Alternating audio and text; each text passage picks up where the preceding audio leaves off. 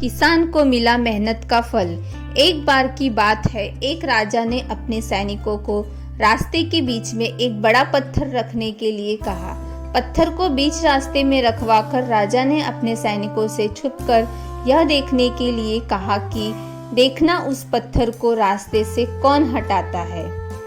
लोग उस जगह पर आते और जाते रहे, लेकिन किसी ने भी उस पत्थर को रास्ते से हटाने की कोशिश भी नहीं की, और नहीं तो उनमें से कुछ लोग तो राजा को ही कोसने लगते थे कि क्या राजा इस पत्थर को रास्ते से हटवा भी नहीं सकता है।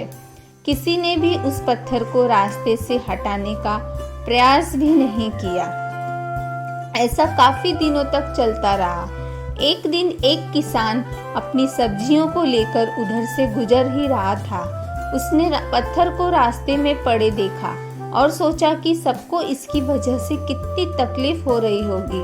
उसने अपनी मजबूत लाठी से उस पत्थर को एक तरफ धकेलने की कोशिश शुरू कर दी।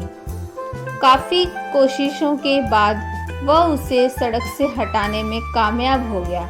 पत्थर रास्ते से हटाने के बाद किसान अपनी सब्जियों को उठाकर जाने ही वाला था कि अचानक उसकी नज़र एक पोटली पर पड़ी, जो ठीक उसी जगह पर रखी थी जहां से उसने पत्थर को हटाया था।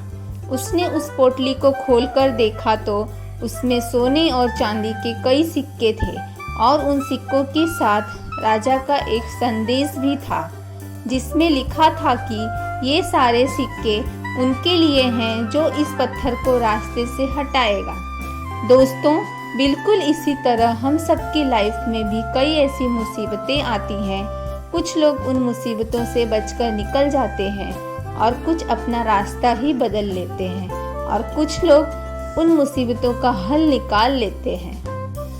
सीख: मजबूत इरादे और नेक दिल के साथ किए गए कोशिशों के परिणाम हमेशा अच्छे ही होते हैं। इसीलिए जीवन के मुसीबतों से घबराना नहीं, बल्कि उन मुसीबतों को हल करने की कोशिश करते हुए जीवन सफर में आगे बढ़ते रहना चाहिए।